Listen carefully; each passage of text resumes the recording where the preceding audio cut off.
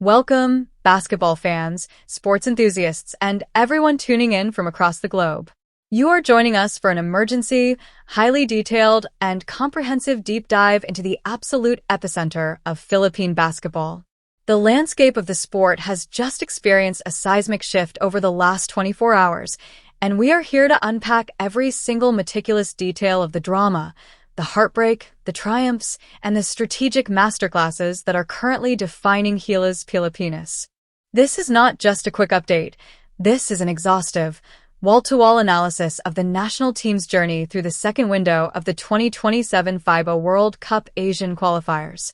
Grab a seat, settle in, because the sheer volume of news we have to cover today is staggering, carrying massive implications not just for this week, but for the entire trajectory of the Philippine national basketball program heading into the 2027 World Cup. At the very top of our global sports radar is the monumental sigh of relief echoing through the halls of the Samahang Basketball in Pilipinas, or the SBP. The headline that has been generating an absolute frenzy across social media, sports forums, and living rooms nationwide is the official and highly anticipated return of Quinton Milorabrown to the Gilas Pilipinas roster. For days, an anxious cloud hung over the team's training camp as reports surfaced that Quinton Milorabrown, affectionately and strategically known by his initials QMB, and his camp, spearheaded by his high-powered agent Todd Seidel, were locked in a tense, complex, and seemingly immovable contract dispute with the National Federation. The stakes were incredibly high. We are talking about intricate negotiations involving international clearance, rigorous insurance protections for a professional athlete plying his trade overseas, and the sheer financial and logistical complexities of releasing a player from his club duties in Japan. The numbers floating around the negotiation table and within insider circles consistently pointed to a massive $1.5 million valuation, a figure that represents not just financial insurance protections, but the premium placed on QMB's undeniable value on the hardwood. But let me be perfectly clear. This 1.5 million metric is equally, if not more importantly, a reflection of his statistical dominance. In his debut window against Guam, Quinton Milorabrown was an absolute defensive anchor, providing a crucial 1.5 blocks per game, alongside nearly a double-double average of 7.5 points and 9.5 rebounds. His agent returning to the negotiating table and successfully securing QMB's commitment to the SBP is arguably the most critical off-court victory for head coach Tim Cone this month. QMB is officially back, stepping off the plane from Japan and bringing his 1.5 blocks per game rim protection and immensely valued contract security straight to the Mall of Asia Arena hardwood. But the return of Quinton Milorabrown is only the prologue to the heart-stopping drama that actually unfolded on the court. We must address the elephant in the room, the absolute thriller that took place just hours ago on February 26, 2026. Gilas Pilipinas, armed with their officially finalized 12-man roster, stepped onto their home floor at the SM Mall of Asia Arena to face their fierce regional rivals, the Tall Blacks of New Zealand. The anticipation was deafening. The crowd was an ocean of blue, roaring with a kind of passionate intensity that only Filipino basketball fans can generate. However, basketball is a game of inches, of fleeting seconds, and of cold, hard realities. In a grueling, physical, and defensively suffocating dogfight, Gilas Pilipinas absorbed their first defeat of the World Cup Asian qualifiers, falling to New Zealand in a narrow, agonizing 69-66 heartbreak. We're going to break down every pivotal moment of that game, from the explosive 10-0 run that tied the game at 37 heading into halftime, to the absolutely devastating 20-9 third-quarter collapse that ultimately dug a hole too deep for our national heroes to climb out of. We will analyze Dwight Ramos's heroic yet heartbreaking final attempt from the logo, a shot that hit the backboard and the rim as time expired, leaving thousands of fans gasping in disbelief. And as if the return of QMB and the dramatic loss to New Zealand were not enough to process, we must deeply analyze the monumental decisions made by Coach Tim Cone regarding the final 12 roster. This is the lineup tasked with carrying the hopes of over 100 million Filipinos against two of the most formidable basketball powerhouses on the planet, New Zealand and, looming on the horizon this Sunday, March 1st, the mighty Australian Boomers. Making the final cut is a story of redemption, tactical necessity, and sheer talent. We saw the long-awaited inclusion of Juan Gomez de Liano, making his highly anticipated debut under Tim Cone's system and proving his worth immediately with a 10-point performance against the Tall Blacks. We witnessed the return of Calvin Oftana, who, despite nursing a lingering knee issue, answered the call of duty with undeniable patriotism.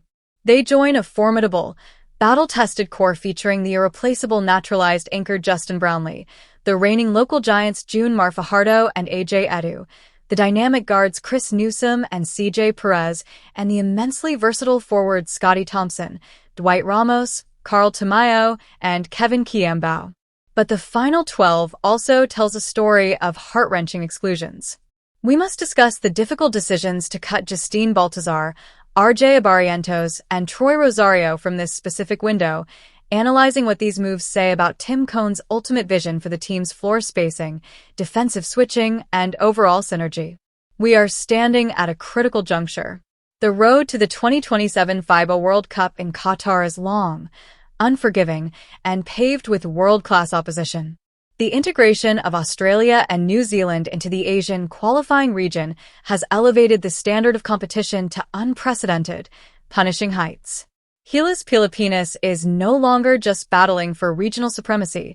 They are engaging in grueling, global standard warfare every single time they step onto the court. This introduction is merely scratching the surface of the multifaceted, deeply complex narrative surrounding this team. The contract hurdles, the statistical milestones, the agonizing defeats, the roster mechanics, and the looming threat of the Australian Boomers all weave together to form one of the most compelling eras in the history of Philippine sports. We have established the facts, we have set the stage, and we have acknowledged the sheer magnitude of the events that have transpired over the last few days. Now, let's transition into the core of our broadcast.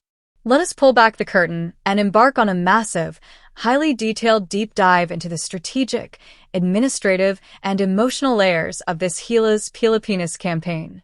Let us begin by dissecting the fascinating off-court saga of Quinton Milora-Brown, his agent Todd Seidel, and the SBP. In the modern landscape of international basketball, assembling a national team is no longer just about calling up the best players and asking them to show up for practice. It is a highly intricate legal and financial dance, especially when dealing with players who have lucrative contracts in top-tier overseas leagues like the Japan B-League. When news first broke that QMB might not be available for this crucial window due to a contract dispute, panic naturally rippled through the fanbase. The Philippines was already facing the daunting prospect of battling the sheer size and physicality of New Zealand and Australia without the services of 7'3" prodigy Kai Sotto, who is meticulously being preserved for a July return after a year-long ACL injury recovery. Milora-Brown was not just a luxury.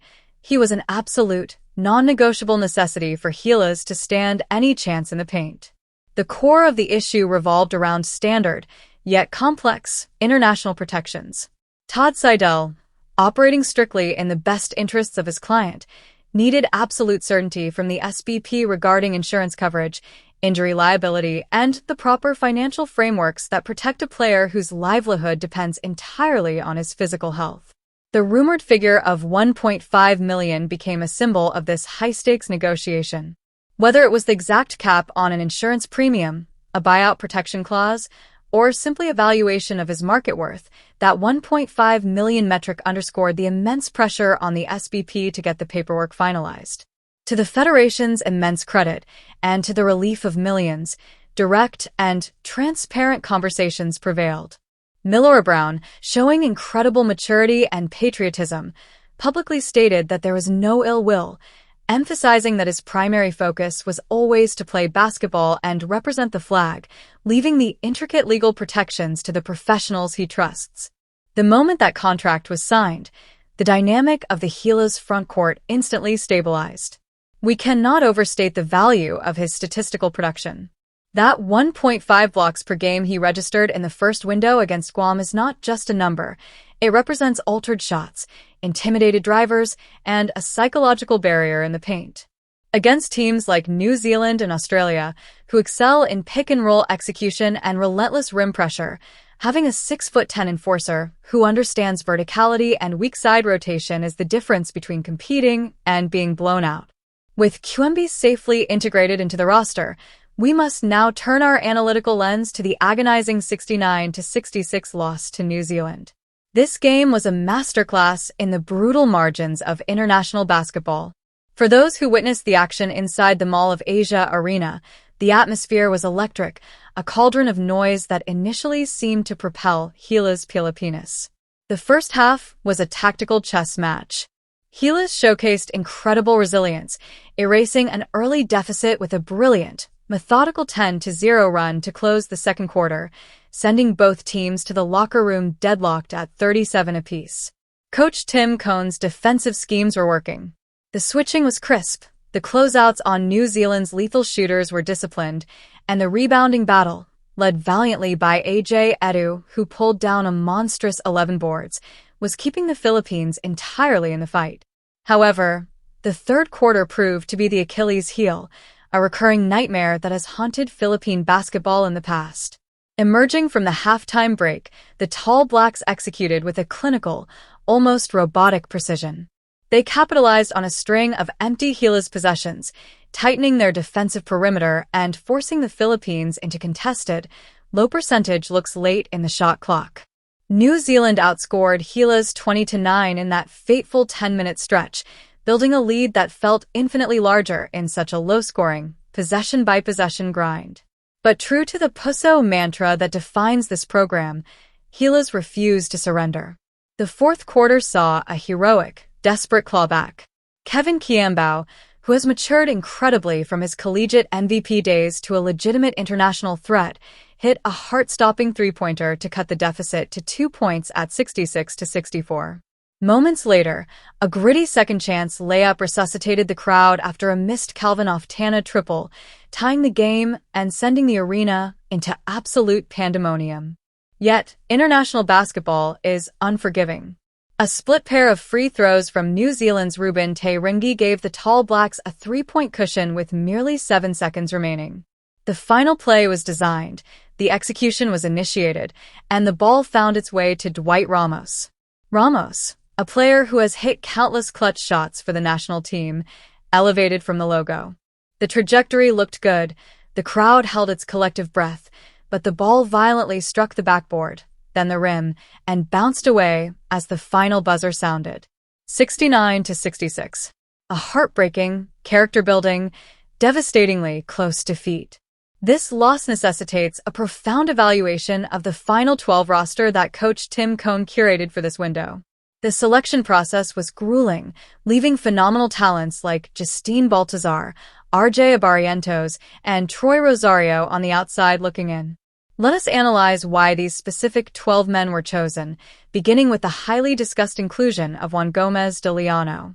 For years, Gomez de Leano has been a tantalizing prospect, a point guard with tremendous size, elite court vision, and a dynamic scoring package. His journey to the Final 12 has been fraught with near misses and pool inclusions that never materialized into official caps. Finally given the opportunity against New Zealand, he did not disappoint, registering 10 crucial points and 2 assists. His ability to navigate screens and provide a secondary ball-handling option alongside Chris Newsome and Scotty Thompson is clearly a trait Coach Cohn values against aggressive defensive guards. Then there is the return of Calvin Oftana. Oftana missed the first window with a nagging hamstring injury, and by his own admission, he was still feeling a twinge in his knee heading into this week. Yet, his commitment to the national cause superseded his physical discomfort.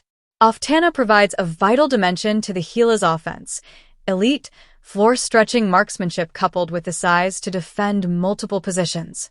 In Coach Cohn's system, which heavily relies on precise spacing and quick decision-making, having a wing player who demands absolute respect from behind the three-point line is non-negotiable.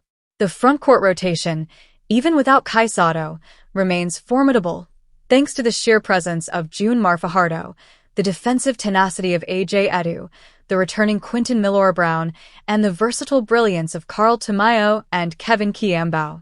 AJEDU's performance against New Zealand cannot be praised enough. Pulling down 11 rebounds against the physical, bruising bigs of the Tall Blacks is a testament to his elite positioning, leaping ability, and sheer willpower. Kevin QMB continues to evolve, shedding the label of a mere prospect and establishing himself as a foundational piece of the Gilas puzzle. His basketball IQ, his ability to facilitate from a high post, and his increasingly reliable outside stroke make him a nightmare matchup for opposing forwards.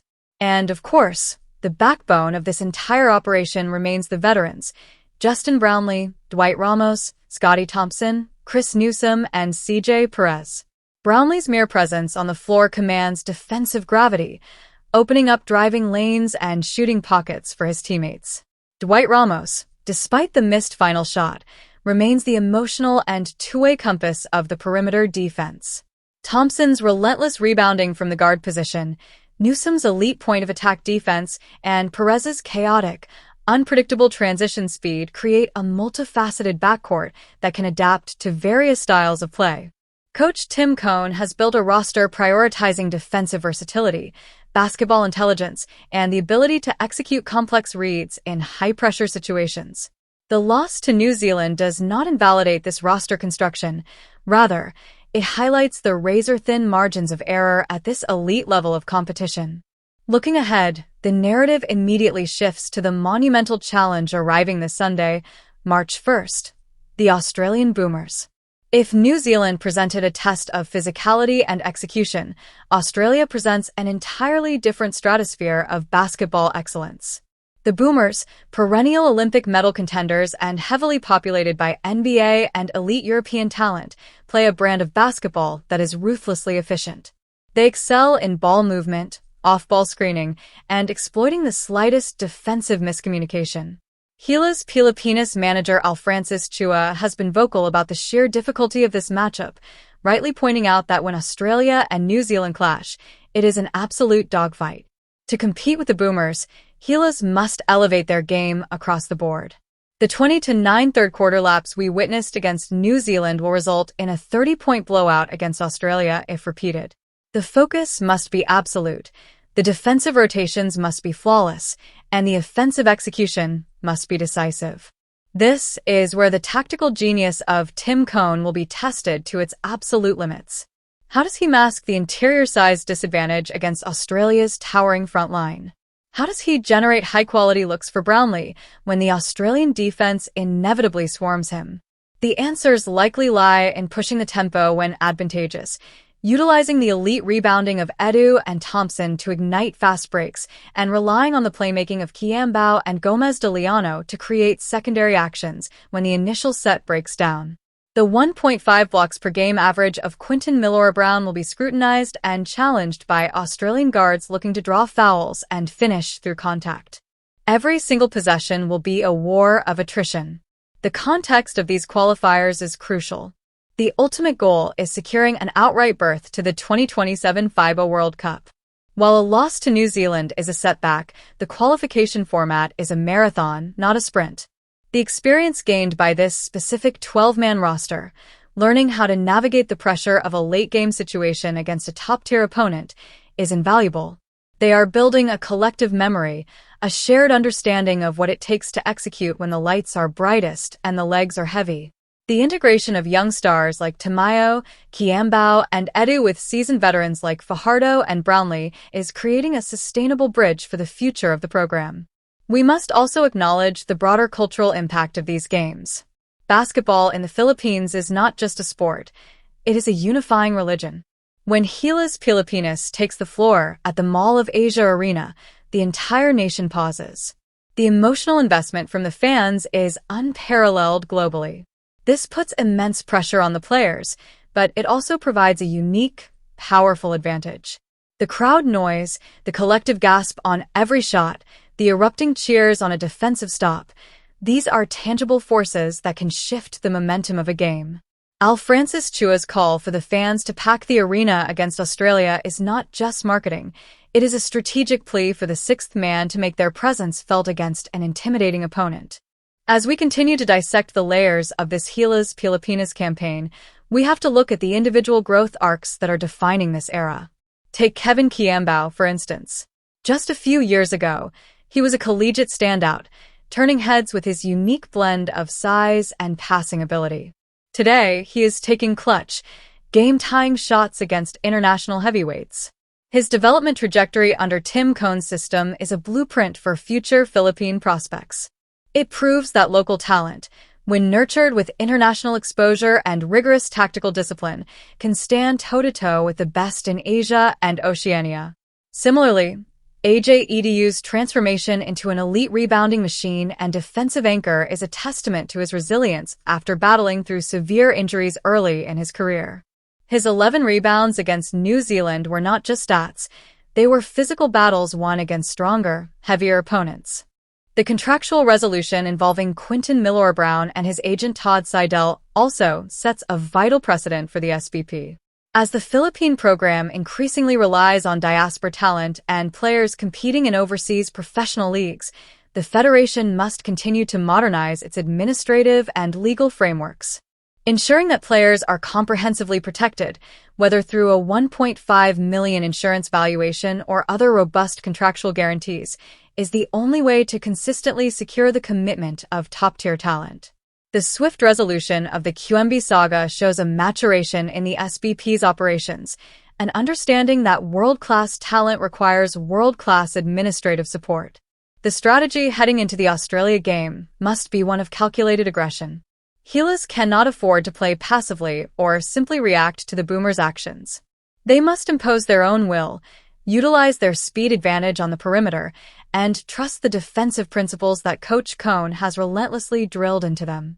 The heartbreak of the New Zealand loss must be immediately channeled into a laser-focused intensity. There is no time for lingering regrets over a missed shot or a blown assignment. The nature of FIBA windows demands immediate short-term memory and rapid tactical adjustments. We are witnessing the grueling, beautiful, and heart-wrenching evolution of Gilas Pilipinas. They are no longer the underdogs hoping for a miracle. They are a systematically constructed, heavily scouted, and deeply respected force in the Asian and Oceanian region.